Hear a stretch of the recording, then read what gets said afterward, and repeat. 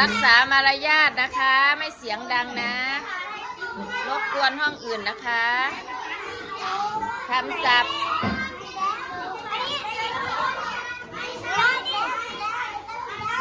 แยกให้ห่างๆกันนะ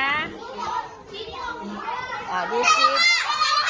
ไหนกลุ่มนี้เสร็จก่อนเพื่อนเดี๋ยวครูเช็คคำตอบก่อน Friday Wednesday